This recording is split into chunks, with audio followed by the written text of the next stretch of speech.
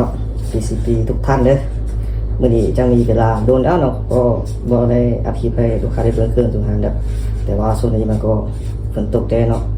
แล้วก็เวลามันก็ประกอบเครื่องก็บ่ค่อยมีเวลามื่อนี้จังประกอบ3บอกให้ลูกค้าเด้อมันจะมีแฟกเตอร์2 K2 1เนาะแฟกเตอร์นี่มันจะมีสีทองกับสีดำเด้อแต่ว่า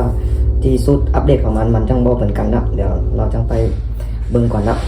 ตัวแรกนี่เป็นตัว K2 เนาะ K2 นี่ลูกค้าจะเอาเก็บเสียงยันเต็กกับเราปริกรกล้องลิโก้แต่ว่าเขาเอาถังคาร์บอนมันเบาดีเนาะกับแต่วาล์วแบบเด้อนี่เครื่องใส่ก่อนถ่ายไงเนาะฟับได้เนาะเครื่องหับประกันเด้อตัวนี้เป็นเรา50เซนเนาะกับตัวนี้แฟกเตอร์นี่ก็ประกอบแบบสูตรนี้อัปเดตเลยเนาะเป็นเก็บเสียง FR5 เนาะเราปริกรกล้องเวทฮันเตอร์เนาะถังคาร์บอนดำด้านเนาะเนี่ยถังคาร์บอนดีดำด้านเนาะมันจังดีกว่าที่ถังดำเดือนเนาะอันนี้มันดำด้านดีกว่าราคาก็สูงกว่าเนาะกับบาวบ็อกทุก16แบรนด์เนาะอัปเกรดเรียบร้อยนะสปริงในคอนข้างในชุดข้างในก็เป็นแบบว่าปิดเครื่องอัปเดตหมดเลยเนาะเป็นสปริงตัวแท้เนาะสปริงปรับคอนตัวแท้นี่ข้างหลังของแท้หมดเลยกับดอกบาวของแท้หมดเลยเนาะมีนมใส่ท้ายเด้อ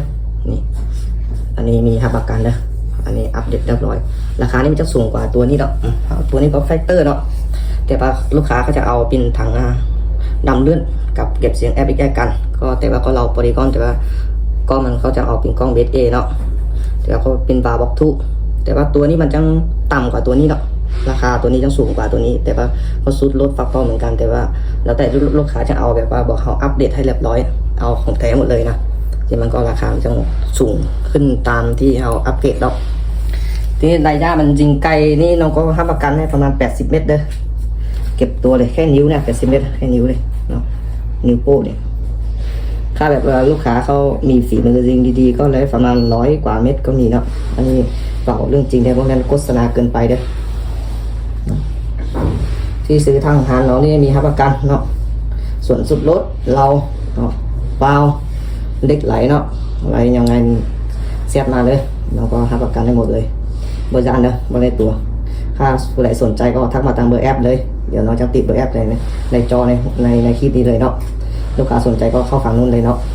มากดแอป